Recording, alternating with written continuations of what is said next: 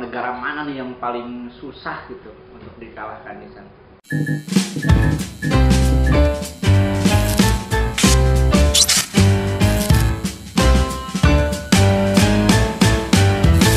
Hai guys, kita ketemu lagi dalam acara podcast Visual Art 54. Kemarin kita sudah kedatangan seorang bintang tamu yang cantik, jelita.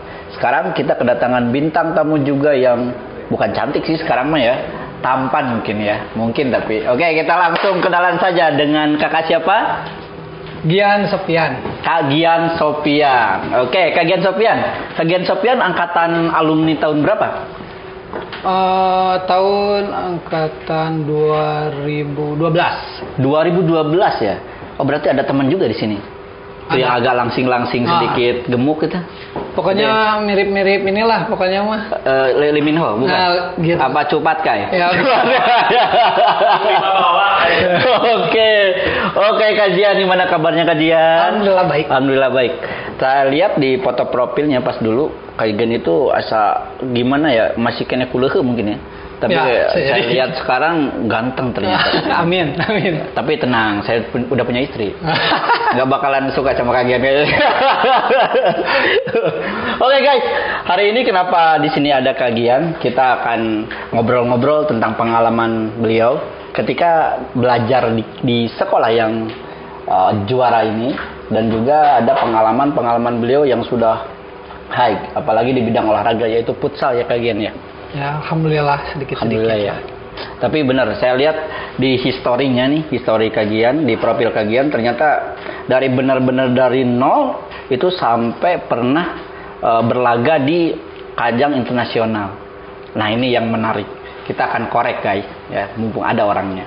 Oke, Kajian bisa diceritakan pas dulu awal-awalnya bisa suka terhadap permainan futsal ya sekarang ya. Kalau dulu masih sepak bola ya. Kalau dulu masih sepak bola lah. Oke, sebelum lapangannya berubah jadi tembok ya. Oke, bisa diceritakan Kajian? Pada awalnya suka main futsal itu awal dari hobinya main bola kan ya. Oke. Karena pas zaman dulu emang belum ada futsal, belum ada ya. Karena masih sedikit lah informasi tentang futsal gitu. Dulu suka main bola masih kecil, suka main bola di Sabuga. Dari umur berapa tahun tuh seneng main bola? 7 tahunan lah.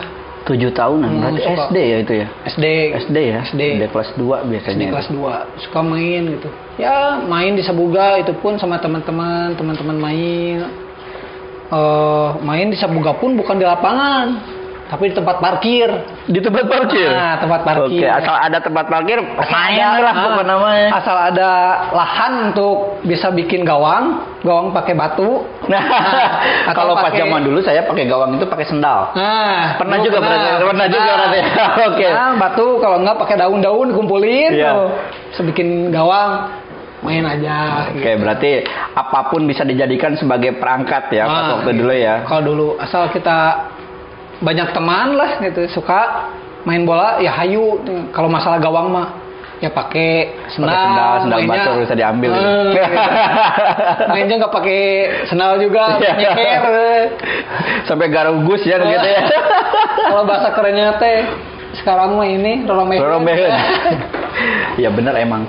Ya tapi emang pas zaman dulu itu tidak melihat wah kudu aya heula fasilitas. Enggak ya zaman dulu ya. Dulu yang penting ada tempat itu bisa dipakai ya pakai gitu ya pas zaman dulu ya. Berarti senang main bola itu emang dari mulai kecil waktu kecil ya. Nah, bisa diceritakan nggak pas waktu dulu pengalaman di SMK di sini sekolah, awal karirnya itu seperti apa gitu? Pas masuk Merdeka itu emang udah pengen masuk Merdeka karena di ruang lingkup rumah kebanyakan alumni sini. Oke. Jadi kalau setiap nongkrong kan masih kecil tuh nongkrong ketika SMP mau menjelang masuk SMA suka nongkrong nyeritain gitu. Bahwa di Merdeka itu asik. Bahwa Merdeka itu asik gitu kan. Asik. Guru-gurunya ya bisa diajak kompromi gitu rock and roll semua ya. Gitu ya. Jadi kesehariannya ketawa-ketawa aja. Saya berpikir oh, seru juga kalau sekolah di Merdeka gitu ya. Maksudnya nggak ada tekanan gitu kan. Kalau saya mah sekolah teh ya sekolah aja gitu. Kalau orang lain mah kan gimana caranya akademiknya harus berprestasi, harus bagus ya. Kalau saya pikir gimana caranya saya harus bertahan gitu. Bertahan di sekolah itu gitu. Berarti kan harus nyaman ya kalau sekolah itu. Ya ketika itu asik juga kayaknya. Karena pas waktu itu emang banyak teman ya. Ada teman. Walaupun beda SMP gitu, tapi ada teman gitu. Jadi janjian tuh, wes lah semerdeka. Kan kalau teman mah nggak tahu mereka di mana tuh, di Pahlawan kieu. Tanyain lah sabaraha cenah merah kieu. Kami tuh cenah. Udah masuk, ekspektasinya kan lebih gitu. Guru-gurunya rock and roll kan, santai gitu, nyaman. Kenyataannya nggak gitu. Kenyataannya nggak gitu. Bener-bener disiplin segala macam. Karena mungkin gitu. karena kakak kelasnya udah rock and roll mungkinnya, jadi harus ada perubahan gitu menyikapi murid baru itu. Ternyata disiplin banget.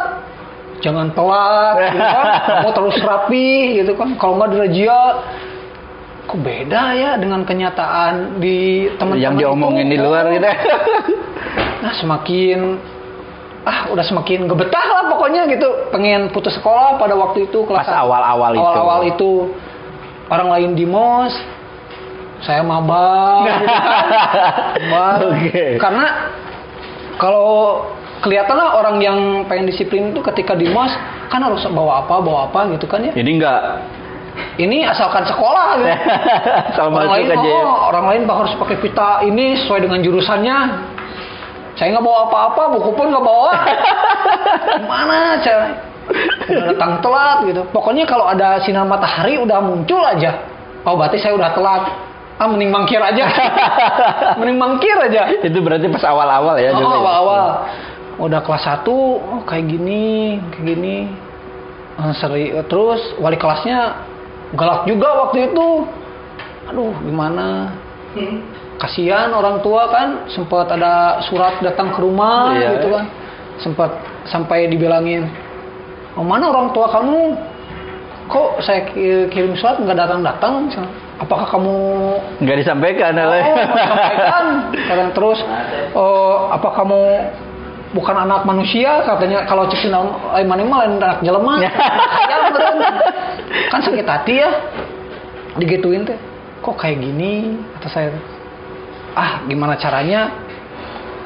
Saya di akademik bolehlah ancur-ancuran, tapi gimana caranya saya harus berprestasi di sini? Oke.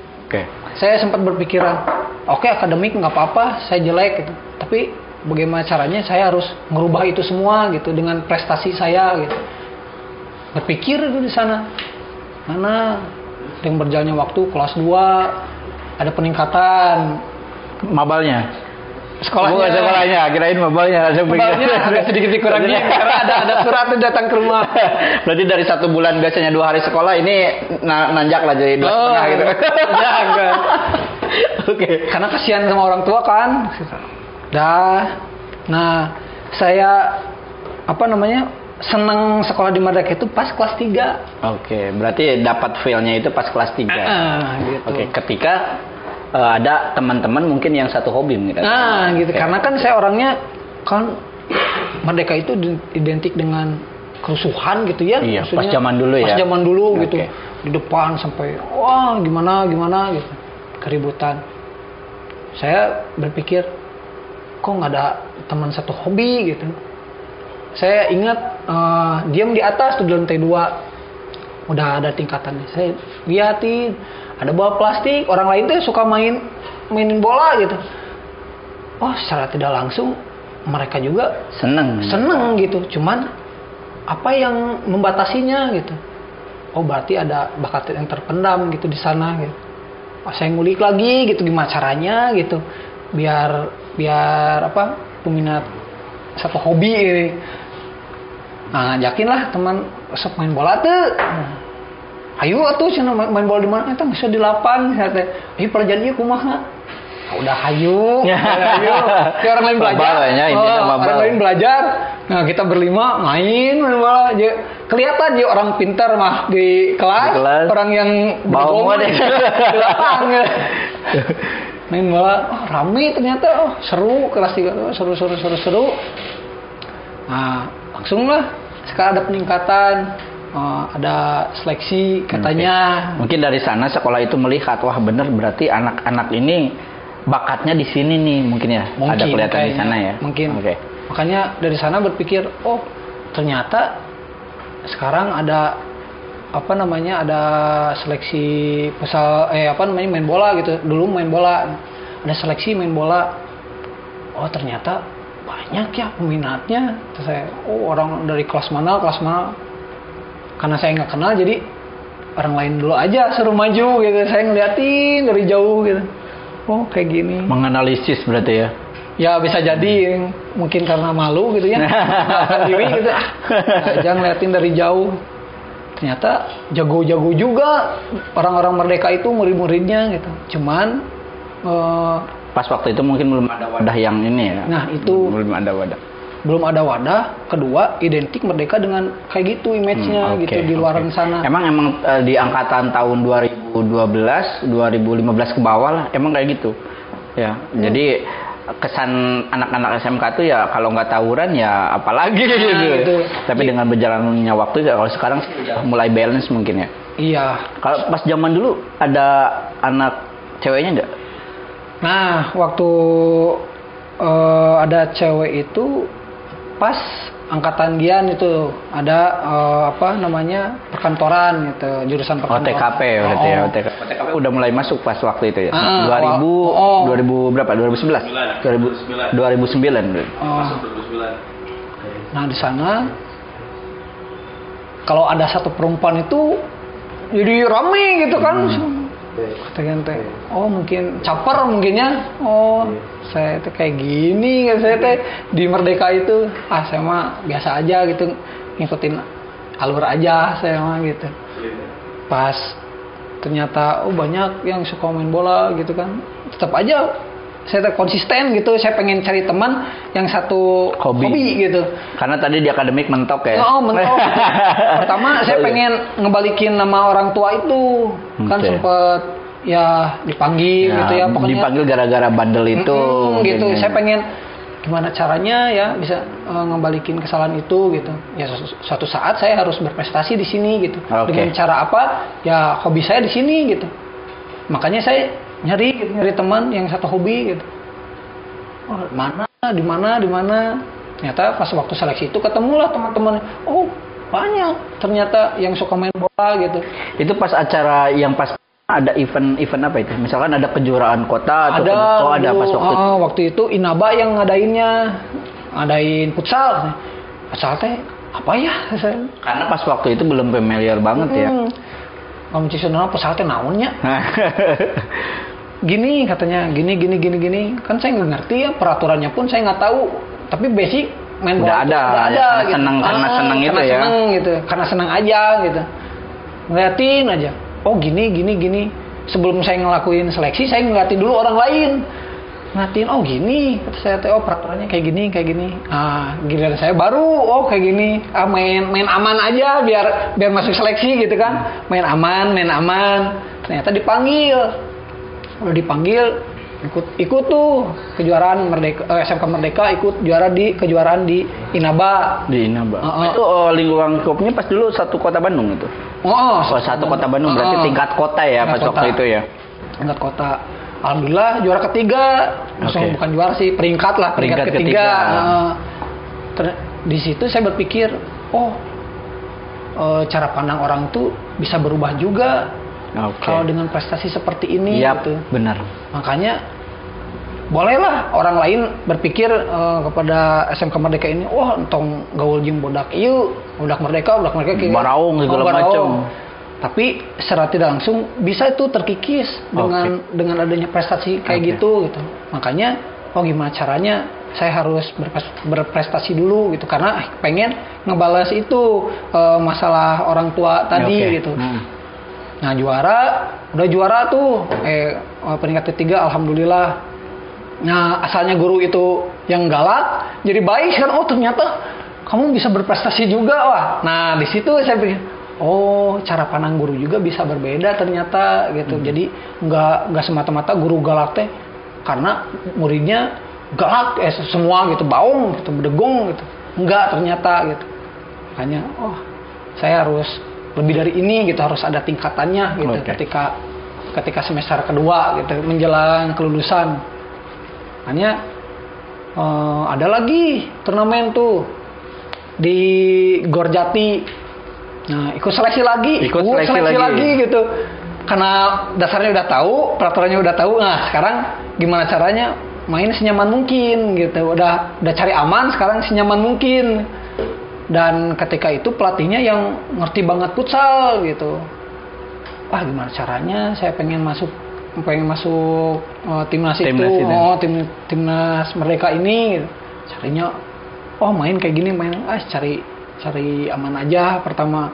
Sekarang mainnya harus nyaman kata-kata, karena kalau mainnya nggak nyaman ya ketika kita tampil pun nggak nyaman gitu. Nah, lolos itu seleksi alhamdulillah gitu kan. Nah, ketika itu langsung diikutsertakan menjelang mau lulusan itu ke turnamen di Gorjati itu. Alhamdulillah ada peningkatan, sekarang peringkat kedua gitu kan. Oke. Berarti start tadi kita udah nyampe peringkat ketiga, baru sekarang peringkat kedua. Gitu kan. Nah, terus gimana caranya kan waktu itu ekonomi lagi ini kan rumah itu gitu, nggak saya aja gitu kan. Mungkin semua murid juga kan kayak gitu. Karena saya awalnya pengen ngebalas jasa orang tua ya, maksudnya membanggakan orang tua gitu, pengen ya tong orang sekolah dia tuh tong dicarakan wae gitu lah, pengen teh ada sekali-kali membanggakan orang tua gitu. Identik dengan masalah biaya kan.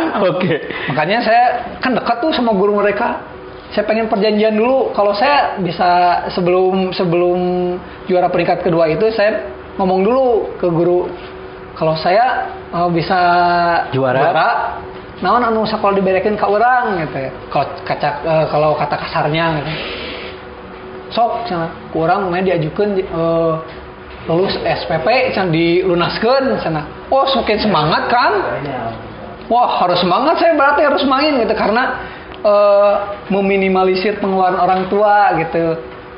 Wah, saya harus gimana caranya harus bisa juara di sana. Main bisa di sana kan, alhamdulillah peringkat kedua. Dan ternyata satu semester diloloskan gitu dari uang SPP gitu. Terus orang tua nggak nyangka kan ketika bayar SPP, nama Gian Sopian lunas sudah semua satu semester kan. Oke, lanjut kajian. Tadi ada sedikit iklan. Oke, lanjut. Tadi pengalamannya gimana? Pas waktu itu berarti udah ada perjanjian nih, udah perjanjian sama pihak sekolah lah intinya. Kalau saya bisa peringkat, apa nih yang bisa diberikan oleh sekolah gitu. Ternyata sekolah memberikan fasilitas juga pas waktu itu, bukan fasilitas, reward mungkin ya. Memberikan reward. Oke, kalau yang berprestasi bisa gratis SPP misalkan gitu. Itu benar diberikan itu dari sekolah. Dan waktu itu orang tua sempat kaget. Kok udah lunas? Emang siapa yang bayar? Katanya. Mungkin rezeki kata Gian tuh bilang ke orang tua, mungkin udah rezekinya kata Gian ke mamah teh. Emang kenapa? Diceritain lah. Gian dulu gini. Kalau berprestasi guru memberikan reward lulus SPP selama 1 semester. Wah, alhamdulillah geuning. Selain Bang Hor cek saudara mah, selain menete Bang Hor bisa prestasi geuning gitu. Alhamdulillah mah kayak gitu. Tapi umum biasanya kalau anak-anak yang kelihatannya nakal, dalam artian nakal ya, dalam artian nakal anak-anak remaja itu ada bakat yang tidak tersalurkan biasanya. Nah, untungnya pas waktu itu kajian pandai mencari peluang. Salah satunya dengan hobi kajian ternyata bisa masuk juara gitu. Nah, ini singkat cerita kajian. Saya ini dapat informasi kajian itu salah satu pemain yang pernah tampil di Norwegia. Itu bisa diceritakan nggak? Awalnya kayak gimana? Kok bisa masuk gitu? Anak sebandel ini bisa masuk ke sana? Ya awalnya karena hobi aja gitu ya kan, main bola hobi. Bukan keluar tapi udah lulus dari sekolah. saya pengen nerusin nih. Orang lain kan berpikir udah lulus dari sini saya pengen kuliah, atau lulus dari sini pengen langsung kerja, kan orang-orang seperti itu. Saya pengen ketika lulus dari sini saya pengen mendalami apa yang sudah saya jalankan gitu, karena hobi saya di main bola atau futsal. Ya saya pengen ngulik gitu, awalnya ngulik, diajakin sama teman, ayo main di ini, main di klub. Wah ayo main aja. Dulu pertama masuk itu diajakin sama teman. Pas waktu pertama itu.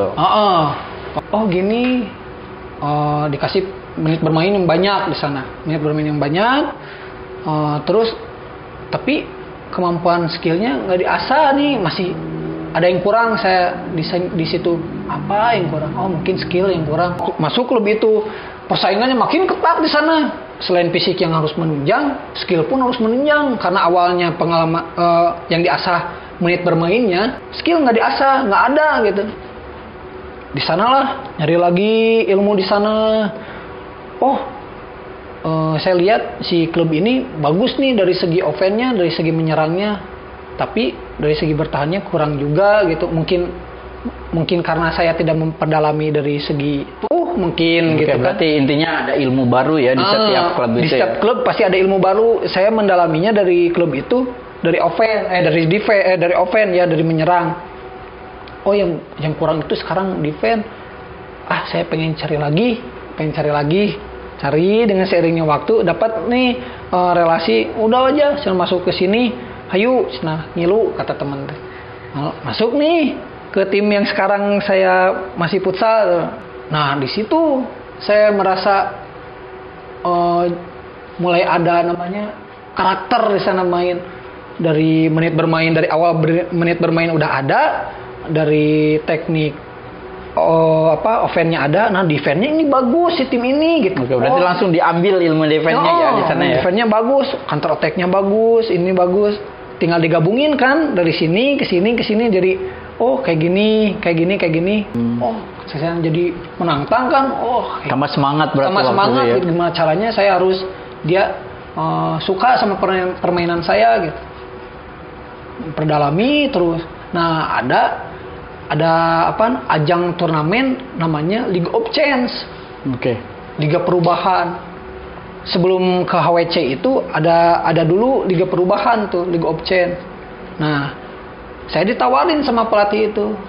Udah kamu coba ikut main Liga Perubahan itu, League of Change itu. Mainnya mini soccer. Cara mainnya kayak gimana? Udah ikut aja pokoknya, nanti juga kamu tahu. Katanya gitu. Saya nggak dikasih tahu peraturannya kayak gimana. Ya udah tuh. Nah, awal seleksinya di bawah jembatan layang Pasopati. Oke, yang ada tempat film itu bukan ya? Nah, itu. Oke. Di Baltos itu. Sana berkumpul lah kan, karena League of Change itu Jawa Barat kan. Perwakil Jawa Barat, jadi seleksinya mungkin banyak gitu kan. Se-Jawa Barat yang masuk ke sana ya. Saya berpikir mampu nggak saya untuk lolos dari sini gitu. Sedangkan peraturannya saja saya nggak tahu. Jadi taunya itu cuma main dong ya. Main bolanya aja ya. Makanya dari awal saya suka ngeliatin orang main futsal gitu. Sekarang mini soccer, coba aja saya ngeliatin. Sebelum seleksi orang lain dulu yang suruh main gitu kan. Saya ngeliatin aja. Gini peraturannya. Gini kata saya teh. Nah, waktu giliran saya main aja lepas udah, karena udah tahu kayak gitu. Udah aja lepas main. Seleksi pertama lolos, kedua lolos, ketiganya alhamdulillah lolos. Barulah diberangkatkan ke Surabaya pada waktu itu. Berarti sebelum ada ajang di Norwegia itu melintang kota dulu berarti. Surabaya dulu. Surabaya dulu karena LOC ini adanya di Surabaya dan itu kan memperwakili provinsi-provinsi kan. Yap. Nah, kalau HWC itu perwakilan orang-orangnya dari semua provinsi se-Indonesia. Nah, ketika bergelarnya turnamen itu, League of Change itu, nah si pelatih yang HWC ini ketika ngelihat pertandingan sambil dia ikut seleksi juga. Mana aja sih orang-orang yang bisa ikut serta ke HWC. Dan alhamdulillah saya terpilih. Asalnya kan banyak nih dari Jawa Barat perwakilan. Nah, dari Jawa Barat perwakilannya tiga orang. 3 orang sekarang. orang masuk. Nah, yang lainnya kayak di Jakarta, Jogja, Jawa Tengah, Jawa Timur, NTB kan. Udah masuk barulah terbentuk tim HWC Indonesia. Itu diberangkatkan di Norwegia pada tahun 2017. Oke. Berarti panjang juga ya? Panjang juga prosesnya bisa masuk ke sana. Tapi ini guys, enaknya di SMK Merdeka pas tadi ya, saya celah sedikit meskipun ya kebanyakannya ya baung-baung dalam tanda kutip, tapi diarahkan mungkin ya, salah satunya dengan futsal tadi gitu. Kajian, saya masih penasaran nih kajian. Bisa diceritain nggak sedikit pas waktu kajian berlaga di Norwegia? Misalkan negara mana nih yang paling susah gitu untuk dikalahkan di sana? Kalau negara mana yang paling susah, yang jelas lah Brazil gitu. Brazil ya? Brazil. Karena ada Ronaldinho bukan? Enggak juga. Karena ada Ronaldinho. Karena kalau Brazil itu main bola tuh udah apa ya namanya? Jadi keseharian mungkin ya. Nah kayak gitulah. Dan awalnya juga bukan Brazil aja yang saya takut, semua negara juga saya takut sebenarnya. Gitu. Pas waktu itu emang ajangnya itu diikuti oleh berapa negara pas waktu itu? Kalau nggak salah 64 negara. 64 negara? 64 negara. Keren. Kongo masuk? Enggak. Zimbabwe masuk. Zimbabwe nggak ada. Kirain Kongo masuk, Nagreg masuk kan? Cibendei. Oke lanjut. Nah waktu pertama main nih sempet apa? Kalau ininya mah nervous gitu ya. Pertandingan pertama grogi itu. Berarti pas pertama grogi ya? Bukan grogi karena mainnya, cuaca mungkin. Oh iya. Karena beda iklim juga, gitu. Beda iklim juga. Jadi udah mah kalau cenah geus semua tegang gitunya, maksudnya teh tegang teh dalam artian orang teh ngabanggakeun Indonesia gitunya. Dingin gitu. Jadi nggak connect gitu kan, nggak fokus. Gimana ini cara mainnya gitu, sedangkan si pelatih harus semangat. Gimana cara nyairinnya ini suasana gitu. Saya berpikir udah aja anggap ketika saya main anggap aja ini tarkam seperti biasa gitu. Cuman beda-beda orangnya aja. Gitu. Beda orangnya. Nah, kalau tarkam kan kalau nggak salah pas orang-orang barat itu kan pada tinggi pas itu kan pada tinggi nih, sedangkan Indonesia gini kan. Jadi kalau ngeliatnya kalau ngeliat kayak gitu tapi enaknya kalau lihat cowoknya yang nggak enak, kalau lihat ceweknya kalau tinggi kan. Jadi lanjut. Sempet gimana caranya nyairin suasana ini gitu. Ya saya berpikir udah aja anggap ini adalah tarkam gitu. Semakin kita menyelesaikan pertandingan ya semakin tinggi juga tingkat kesusahan kita untuk menangnya gitu. Anggap aja gitu seperti itu. Yang bedanya cuman kulit dan warna ini hanya aja lah sebenarnya mah gitu. Tapi tetap kalau skill bisa kebaca ya mungkin ya mau. Karena alhamdulillahnya ketika kita pemberangkatan ke Norway itu kita suka kontak-kontakan sama orang Indonesia yang sudah ada di sana sebelumnya. Bukan, tim Indonesia kayak tim statistiknya gitu. Oke. Jadi kita benar mempersiapkan pemberangkatan itu gitu. Manajer, pelatih, nah orang yang statistik pertandingannya di Indonesia gitu. Terus dia searching gitu, cara main si negara ini seperti apa gitu. Jadi sebelum kita main, negara orang lain dulu yang main. Jadi dia di berarti ada waktu untuk menganalisis mungkin.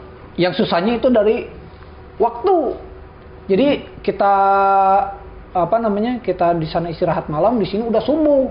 Jadi kontak-kontakannya malam hari gitu kan. Jadi gimana saya udah aja lebih fokusnya pemain istirahat aja gitu. Ini mah pelatih sama manajemen aja gitu. Bentar, yang paling saya pengen tanyakan nih, kan bahasanya itu kan beda-beda di sana. Sok ngobrol sama pemain yang lain. Apa pakai bahasa isyarat itu? Misalkan mau minum. Nah, kayak gitu. Kayak gitu. Karena kan bola itu bahasa universal kan. Yep.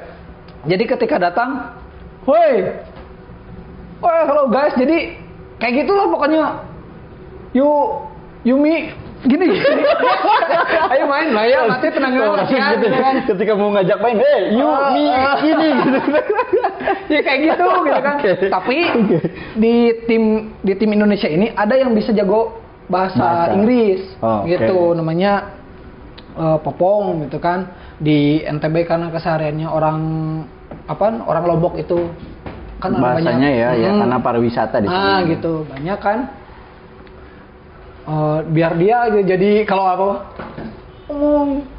kita diam aja panggil saya. Oh ya, tapi yang jelas karena walaupun di sana harus pakai bahasa Inggris, belum tentu negara lain juga bisa pinter bahasa Inggris benar. Gitu. Berarti yang menyatukan itu bahasa sepak bolanya. Nah, itu berarti ya. Makanya. Oh, main bola. Oh iya, ayo ya gitu aja. Kalau diterapkan di sini, misalkan kalau diterapkan di sini di Indonesia, ketika mau main, wah itu ngajak ribut. Kayak gitu. Iya. Oke kajian. Seru juga ya obrolan kita hari ini. Itu tentang permainan dengan orang-orang luar ya, orang-orang luar negeri pas waktu itu. Itu pas hasil dari pertandingannya pas di Norwegia, itu kajian dapat peringkat nggak pas di sana? Alhamdulillah dari 64 negara Indonesia itu peringkat ke-5. Wis. Alhamdulillah. Itu ya, keren banget itu. Iya. Keren banget itu. Cuman kalau mungkin targetnya sih pokoknya 10 besar gitu. Targetnya 10 besar. Targetnya ternyata 10 melampaui besar, itu ya, melampaui jadi 5. Kalau target sendiri harus satu. Tetap satu. Harus satu karena saya udah jadi payah ngorbanin kan waktu, tenaga kan orang tua. Pacar gitu ditinggalin. Kan. Nah kayak gitulah makanya ya. Tapi seneng ya kalau pacar ditinggalin ada kan di sana? Enggak ada ya. Enggak juga ya. Enggak juga di sini ngomong enggak juga itu kan ada istri. Enggak. Walaupun di sana tetap aja bahasanya susah kan. Oh iya. Nah, kayak gitu. Masa mau ngajak enggak asik juga ya. Enggak asik juga. Gitu kalau di sana kan. Kalau peringkat harus pertama gimana caranya? Sebenarnya ada peluang di stage semifinal, perempat final. Lawan Brazil. Kalau Indonesia bisa draw atau menang, kita enaknya lawan Chili pada waktu itu. Oh, berarti gitu. Dapat keunggulan Chili itu karena dia udah. Karena kalau lihat dari statistik, kata teman Chili itu di bawah si Meksiko. Oh, katanya. Meksiko kalah sama Indonesia pada waktu itu. Kita kalah. Oh, berarti sama aja kalau gitu. Enggak gini. Kalau kita lawan Brazil menang, berarti kita ngadepin Chili. Yap. Kalau menang lawan Brazil. Dan kenyataannya kalah, berarti kita lawan Meksiko. Oh, gitu. Oke. Jadi pas ketika kalah, yang waktu ngadapinnya yang berat lagi. Nambah berat berarti ya, nambah berat. Ya. Udah tenaganya udah habis, udah. Tapi harus ada perjuangan di sana gitu. Yep. Mereka itu ya segimanapun kita, capainya kita kalau udah pengen ngebanggain negara ya benar. Jadi ada beda ya harunya mentalnya ya. Ada antara lebih, gitu. Ya benar antara membawa nama baik negara gitu. Dengan membawa nama baik RT misalnya itu beda banget ya. Beda. Oke, gaungnya juga beda pas waktu itu. Udah gimana caranya nih? Pokoknya bebeakan lah gitu. Rek nepikeun ka kumaha ge cek Sundana gitu, nepikeun ka geuti bercucuran ge nu penting orang Indonesia kudu menang gitu kan. Kudu juara dengan cara yang sportif gitu ya. Gitu. Hasil kalah juga lawan Meksiko. Nah, terus lawan Portugal. Oke. Lawan Portugal ya benar-benar. Portugal juga salah satu yang paling kuat ya. Wah, susah tuh. Gimana caranya ini? Karena ada teman statistik ngasih tahu lewat Gmail kan, statistik. Ini cara mainnya kayak gini, ngikutin tuh. Kebenaran pas banget gitu momennya. Oh, emang bener dia mainnya kayak gini. Jadi kita nggak ini juga gitu, nggak mikir banyak lah gitu kalau main. Oh, karena si ini ngandalinya si ini gitu. Si Portugal itu ngandalinya dari sisi ini, kita tutup aja lubang-lubangnya gitu di sana. Oke. Berarti emang bermain sepak bola itu tidak semudah yang kita pikirkan ya ternyata ya. Kalau udah masuk ke profesional semuanya juga dihitung. Dihitung. Dari segi fisik aja itu harus menunjang gitu. Oke. Dari fisik, dari skill harus menunjang. Kalau kamu cita-citanya ingin jadi pemain bola profesional ya kamu harus ditingkatkan kemampuan kamu gitu. Kalau hanya sekedar kamu pengen angan-angan lah ibarat saya pengen menjadi pemain profesional, tapi kesehariannya kamu bergadang, mabukan gitu kan. Parah ya kalau itu ya. Oh, itu cuman hanya angan-angan belaka gitu. Oke, paling jadi pemain pemungut bola mungkin. Nah, bisa. Bisa ya itu bisa, ya. Gitu. Itu hiburan. Oke, itu hiburan. Oke. Kak, diminum dulu. Lumayan nih, es jus cobok-cobok ini namanya. Ada sponsor yang masuk? Ya, ini untuk sponsor yang masuk, bolehlah hubungi alamat di bawah kita. Boleh, di bawah boleh. ini ya. Ya di salah satunya itu Canda Kopi ya, Canda Kopi yang keberadaannya di ambang batas. Oke, kajian tidak terasa waktu sudah 30 menit nih. Kajian kita minta sarannya dong, bukan saran, pesan gitu ke anak-anak yang nanti akan memilih sekolahnya, khususnya anak-anak SMP biar nggak ragu untuk masuk ke SMK Merdeka. Oh ya, ini membuat teman-teman atau adik-adik yang dari SMP mau masuk sekolah jurusan ya, kalau nggak negeri kan swasta gitu, jangan ragulah milih Merdeka, karena yang saya tahu Merdeka itu fasilitasnya bagus ya kalau soal jurusan gitu, dan selalu ditingkatkan dari tahun ke tahunnya. Saya juga sempet heran juga gitu, banyak sekolah kejurusan gitu tapi nggak punya bengkel sendiri ya, maksudnya nggak punya ya, tempat praktek sendiri gitu kan, nggak punya lab sendiri gitu. Nah, ketika saya masuk Merdeka, saya juga yakin gitu karena dikasih tahu sama lingkungan rumah gitu bahwa Merdeka itu bagus dari segi akademiknya gitu. Yang bagaimana caranya aja kita sekolahnya gitu. Beradaptasi dengan sekolah. Nah, ya. gitu. Nggak ke bawah-bawah lah itu. Kayak kajian kemarin gitu. Jadi gimana caranya walaupun sekolahnya dengan image seperti itu, ya setidaknya kita tahu, tapi jangan ikut kayak gitu. Kalau kamu fokus ingin berprestasi di akademik, lanjutin aja gitu. Jangan dengerin teman-teman gitu kan, kayak gitu. Jadi pokoknya jangan ragu pilih sekolah SMK Merdeka karena fasilitasnya menunjang, guru-gurunya juga enjoy lah. Kalau menurut saya sekarang nggak tegang pas waktu dulu ya. Nah gitu, karena sekarang mah ya lebih lebih bisa bersosialisasi lah si gurunya gitu terhadap si murid gitu. Kalau dulu kan kalau marahin ya ditunjuk-tunjuk. Kalau sekarang mah kan secara baik-baik gitu, dipanggil dulu gitu kan, diajak ngobrol. Oke, itulah hebatnya SMK Merdeka. Jadi SMK Merdeka selain dari fasilitasnya yang kita dukung, itu dari SDM-nya juga kita sesuaikan dengan perkembangan zaman. Nah, itu bagusnya Merdeka seperti itu. Sekarang saya juga sempat kaget gitu ketika kesini, banyak perubahannya. Siap, pasti. Dan itu akan terus kita tingkatkan demi anak-anak didik kita. Gitu. Oke, kajian, terima kasih waktunya sudah 30 menit, nggak kerasa ya kalau kita ngarang dulu ngobrolnya. Oke guys, kita tunggu nih adik-adik yang mau daftar ke SMK, silakan langsung datang ke SMK Merdeka di Jalan Pahlawan nomor 54 atau bisa langsung lewat online. Caranya tinggal akses ppdb.smkmerdeka.bdg ppdb.smkmerdeka.bdg.sch.id. Oke, silakan daftar biar seperti kalian. Oke guys, kita ketemu lagi dalam podcast berikutnya. Sip.